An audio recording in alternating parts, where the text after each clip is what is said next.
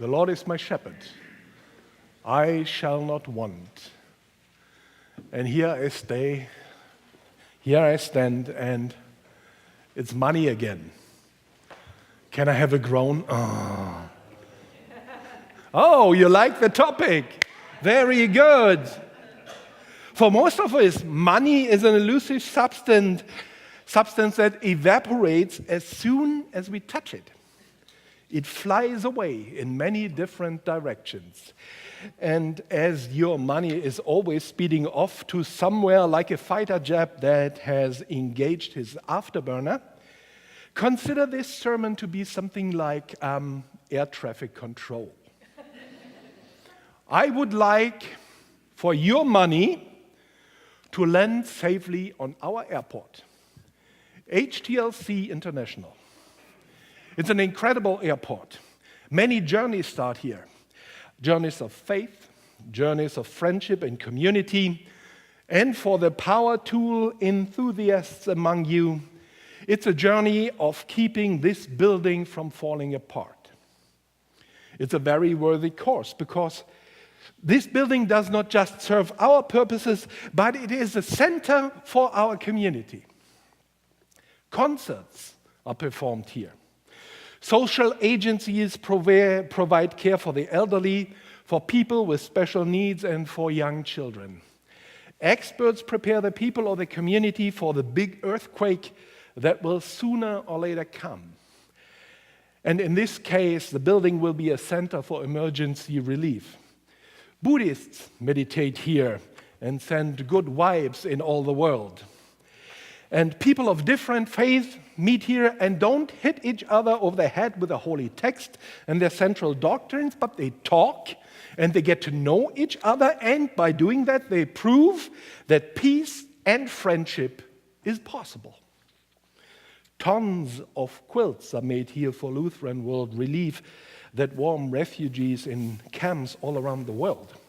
And tons of quilts is not a figure of speech. Our quilt makers have the output of a medium-sized factory. We are called to be part of this world. Everything we do when we worship and study and serve is geared toward our mission to preach the gospel in the central light of the Reformation, which is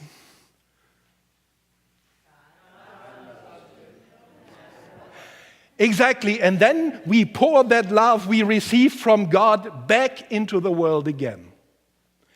This building is the home of broken people who do their best to be agents of grace. One smile, one kind act, and one grace-filled day at a time. The message of God's unconditional love is a message you do not hear very much. What you hear much more frequently is, God loves you, yes, but only if you do this, that, and the other thing. And if you don't, God gets mad and exhibits the same emotional maturity as a 4-year-old that had his shovel stolen in the sandbox. And you hear the Bible answer man. The Bible answer man has exactly one answer to every question you might have. And he's willing and able to cherry-pick context-free Bible verses that prove that God has exactly the same biases and preferences as the Bible answer man. What a lucky coincidence that the Bible answer man and God are so in tune with each other. And you hear, when you give the pastor some money, God will so be happy about that God will pay you back with so much interest that a loan shark would be green with envy. And that's possibly the reason why Acapulco is so crammed full with people who gave money to such a worthy cause, and now they enjoy their cash reward on the beach with umbrella drinks. This place is a home base of a different message, which is, and that simple message gives rise to more questions than answers. So if God loves us, Why does bad stuff happen to good people? Why do people bad stuff to other people? Why do people do good stuff to other people? But that is how God has created life. Ambiguous, full of contradiction, and sometimes broken. Many ELCA congregations have deteriorated into building maintenance societies. They are not driven by mission anymore, but they desire to just survive. But this is not what God calls us to do. God calls us to actually go out into the world and proclaim His love and His grace to all of humankind.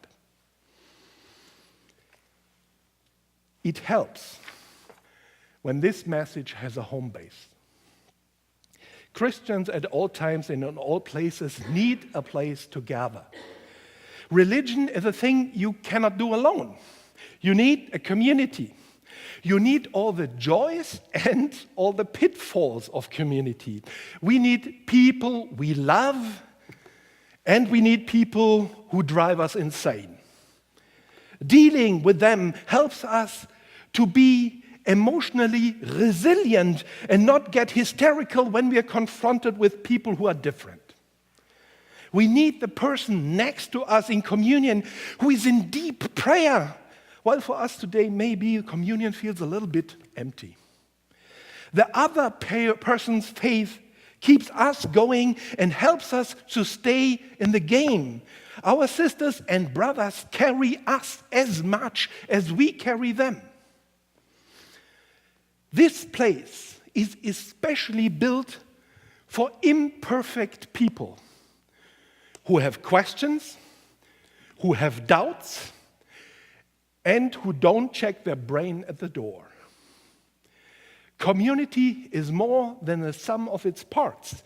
It is a dynamic whole that has a life of its own.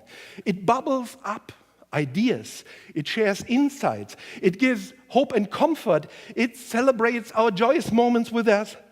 And it cries with us over the losses of our loved ones. And it puts forth a helping hand when we need one. And that community needs a vessel in which to reside. Of course, this vessel can be the shade of a tree, and it often is.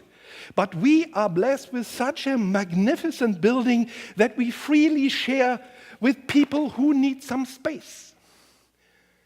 This is a place where life happens. But that, of course, includes the seagulls who sit on the roof, who eat and digest, and then they fertilize the moth so that it grows into nooks and crannies until the roof tiles are pushed apart and God's rain can freely baptize our pipe organ. What shall I say? That's how God's love for us and for seagulls works. Of course, I could get a shovel and some binoculars and watch out for a rainbow to dig up the gold that some Irish gremlin has buried underneath its end. I haven't really tried that since I was 5, but I have the distinct feeling that the seagulls will be quicker fertilizing than I will be digging. So, here we go again. Money. There is no way to sugarcoat it. You have it. We want it.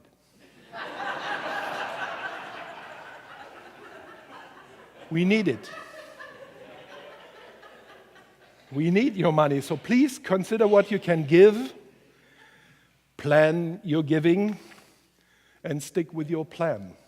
Nobody wants you to ruin yourself for the glory of God, but we would like you to see stewardship as a spiritual exercise. And part of that exercise is to fill out the pledge cards we'll hand out next Sunday.